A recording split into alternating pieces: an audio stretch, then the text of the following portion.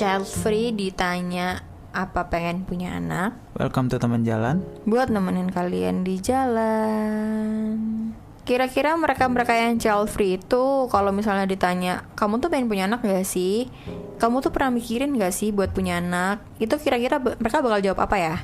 Dan apakah jawaban mereka tuh akan berubah setelah 20 tahun berlalu? Hidup dalam tubuh wanita, terdapat mitos yang kuat kalau semua wanita pengen anak.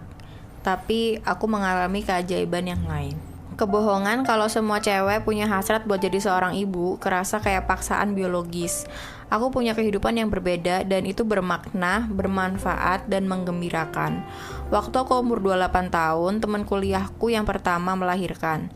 Kami kagum banget sama bayinya, tapi nada suaranya beda waktu aku mulai ngomong tentang masa depanku. Karena, ya, apakah aku punya rencana? Dan bukankah aku sedang memikirkan tentang, dan bukankah aku ingin punya anak? Sampai saat itu, aku nggak menanyakan hal itu pada diriku sendiri. Aku pikir itu bukan lagi sesuatu hal yang harus dipertanyakan atau dijawab. Ini kan tahun 2000-an, bukan 50-an. Wanita tuh nggak lagi jalanin hidup mereka sesuai sama internalisasi dari suami, rumah, dan bayi. Tapi dalam dekade berikutnya, dunia mulai kelihatan dan terdengar seolah-olah penuh dengan kecemasan dan rasa parno yang kekal terhadap kesuburan dan sistem jam tubuh. Mitos seorang ibu jadi sangat dalam dan kebohongan tentang rahasia semua wanita tuh pengen punya anak tuh masih begitu kuat. Sehingga kerasa kayak paksaan biologis. Kenapa aku nggak ngerasa keinginan itu? Apa ada yang salah sama aku? Aku pun datang ke ibuku yang gak pernah menyembunyikan fakta kalau dia nganggap menjadi seorang ibu sebagai sebuah beban. Aku bilang ke dia kalau aku lagi mikirin adopsi karena hal itulah yang paling gak disibukkan sama DNA dan garis keturunan. Yang bikin aku kaget, ibuku ternyata setuju sama ide itu dan mulai ngomongin tentang tradisi beberapa wanita Pakistan yang menjanjikan kehamilan mereka berikutnya itu ke sebuah anggota keluarga. Sebagai bayi yang belum lahir, bayi itu udah dijanjikan untuk dikasih ke seorang sepupu yang pengen banget punya anak. Sampai nenekku akhirnya berubah pikiran. Buat sementara, kami masih nyusun rencana untuk adopsi anak perempuan dan membesarkannya bersama kami dalam peraturan kecil kami sendiri. Hal itu gak pernah terjadi, tapi kalau aku jadi seorang ibu dari kehidupan keduaku, ya bayanganku hal itulah yang bakal terjadi. Seiring bertambahnya usia, aku mulai ketemu sama cowok dan cewek. Beberapa dengan pasangannya, beberapa enggak. Beberapa suka sama jenis, beberapa suka lawan jenis. Ada yang sama-sama gak pengen punya anak, atau ya emang gak punya aja. List dari suami, rumah, dan bayi dalam hal ini jadi apa adanya. Rasa kebebasan tubuh dan pikiran yang pengen ngilangin naluri keibuan kembali lagi ke aku. Sekarang sebagai seorang yang berusia 49 tahun, aku gak pernah ngalamin sebagai ibu kandung. Tapi aku pernah ngerasa terhubung sama rahimku dan siklusnya. Hal itu adalah bentuk peringatan kalau tubuhku bukanlah sesuatu yang statis, tapi sesuatu yang dinamis, berubah, yang kemungkinannya itu ya macem-macem. Aku juga pernah ngeliat fisik dari seorang ibu, dari teman dan keluarga. Kehamilan dan persalinan itu adalah hal yang sangat menakjubkan. Walaupun aku gak pernah ngalamin itu, hal itu gak ngerugiin aku udah ngalamin kok keajaiban yang lain. Sama kayak ketakutan mengenai biologis tubuh yang kualami lebih dari 1 dekade yang lalu, ada beberapa hubungan yang banyak cerita yang ku dengar tentang menopause. Waktu tubuhku udah mulai menggigil dan panas, aku dengar dari semua cara yaitu perlu dikontrol dan dilakukan tindakan medis. Sekali lagi, ovarium dan rahimku adalah tempat kecemasan dan ketakutan. Aku bahas ini sama seorang teman keturunan Inggris Pakistan dan ngasih tahu dia tentang gimana seorang wanita yang menopause di kelas olahragaku bilang kalau dia bakal ngerasa sangat panas di restoran dan bikin dia pengen ngerobek pakaiannya saat itu juga. Karena suhu tubuhnya meningkat. Dia harus coba deh datang ke Karachi di sore hari, kata temanku setengah bercanda. Tapi itu ngerujuk pada kebenaran yang lebih besar, bahwa gak ada satu pengalaman menopause yang pasti. Mungkin kita ngewujudin apa yang diajarin ke kita secara budaya. Aku masih gak ngerti gimana cara jawab pertanyaan yang diajukan ke temanku waktu usia 28 tahun. Ini adalah gambaran kalau ini masalahnya. Aku belum menjadi seorang ibu, sama seperti aku belum menjadi pemain akrobat atau ahli bedah otak. Ini mungkin suatu jenis kehidupan dan aku jalanin yang lain, tapi juga bermakna, bermanfaat, dan menggembirakan. Bener juga ya, kalau diambil garis itu cuman sebagai profesi aja gitu kan. Tapi kayak semua cewek pasti ditanya kayak gitu, kayak tapi kamu nggak rencanain kan? Atau tapi kamu udah mikirin tentang itu kan? Atau tapi kamu mau kan punya anak? Ya itu sesuatu yang kayak udah fix gitu. Padahal kan kayak kata dia ya, kayak nggak semua orang tuh bakal jadi neurosurgeon kan.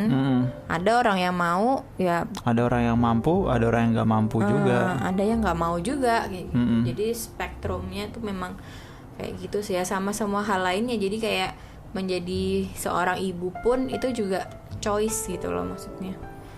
Bukan yang pasti, bukan cuma gara-gara kamu punya rahim otomatis kamu bakal melahirkan kayak gitu. Belum tentu kayak gitu ternyata. Karena kan kita juga problemnya perempuan nggak minta lahir jadi perempuan kayak gitu kan. Ini mereka kena randomnya aja 1:2 kemungkinan cowok apa cewek, ternyata jadi cewek kayak gitu. Terus setelah mereka jadi perempuan, mereka nerima rahim. Kenapa mereka langsung kayak punya responsibility untuk membesarkan anak, yang dimana itu tuh sangat-sangat sulit. Dan gak ada sekolahnya juga kan, yang mana setiap orang yang mau melalui itu ya dia mau gak mau harus belajar. Padahal kan gak semua orang mau belajar. Ya bagi yang gak mau belajar ya sebaiknya gak usah kayak gitu kan. Itu tuh pilihan gitu loh. Tapi orang-orang tuh lebih kayak ya kamu belajar gak belajar, ya yang penting keluarin anak dulu aja kayak gitu loh. Jadinya banyak anak-anak yang dibesarkan sama orang tua yang bahkan gak ngerti apa itu menjadi orang tua kayak gitu.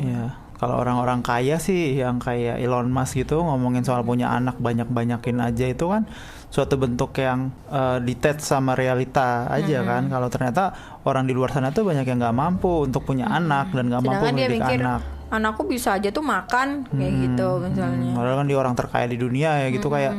Kayak disconnect sama kenyataannya. Mana biaya pendidikan kan juga naiknya nggak kira-kira kan dari zaman kita kecil juga. Bahkan kakakmu aja itu kayak kaget gitu ya waktu lihat ternyata daycare itu semahal itu, ternyata TK itu semahal itu.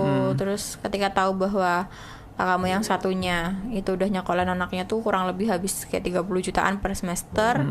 Jadi kalau setahun kan 60 juta per anak, kalau 2 anak kan 120 juta, berarti totalnya 10 juta per bulan untuk sekolah doang, belum untuk basic necessities yang lain.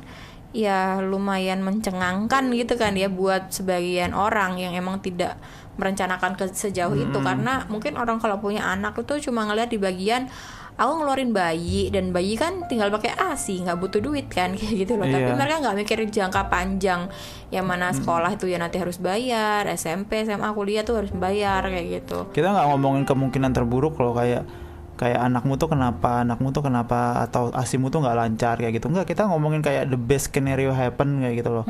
Kamu pakai ASI, oke. Nanti setelah itu 6 bulan empasinya gimana, kamu harus mikirin kan kayak gitu. Terus popoknya gimana kayak gitu kan. Atau kalau kamu beneran bisa di frugalin, emang cuci terus kayak gitu, ya juga bisa. Ya masih dalam kondisi yang the best condition tentang anaknya juga, yang nggak butuh terapi, yang nggak butuh tindakan-tindakan medis spesifik atau apa ya, cuma kayak anak sehat normal pada umumnya. Anak sehat gitu normal aja. Pada umumnya aja itu menghabiskan biaya tuh besar. Tapi banyak juga orang yang bersembunyi di balik ntar juga ada rezekinya, ntar juga kayak gitu. Aku sih pengennya tuh emang aku percaya juga mungkin ya antara ada juga rezekinya, tapi bukan berarti kamu tuh kayak lepas tanggung jawab. Jangan gantungin itu doang gitu kan, tetap harus bertanggung jawab kan sebagai yang memutuskan buat punya anak gitu. Kalau ternyata ntar emang ada rezeki, ya anggap aja sebagai itu bonus, sebagai penolong dikala emang kamu udah nggak bisa, padahal kamu udah ngerencanain dan udah ngelakuin semuanya, tetap nggak bisa, terus ternyata ada bonus, ya udah alhamdulillah gitu kan. Tapi jangan sampai nggak usaha apa-apa terus malah cuma ngomong ntar juga ada, jangan kayak gitu. Karena emang rencana yang baik belum tentu hasilnya baik, dan sebaliknya juga. Cuman bukan berarti kamu benar-benar nggak ada rencana. Bukan berarti kamu benar-benar nggak mau berusaha sama sekali. Gitu. Cuma gara-gara ada rencana juga ntar bisa gagal kalau emang nggak rezekinya kayak gitu. Ya nentukan rezeki atau enggak itu kan udah ada bagiannya Tuhan tuh urusannya Tuhan gitu kan. Urusanmu kan bukan itu.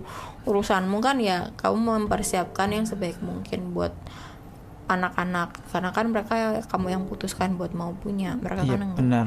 minta-minta. Oke, I think that's all for today. See you tomorrow. Bye bye.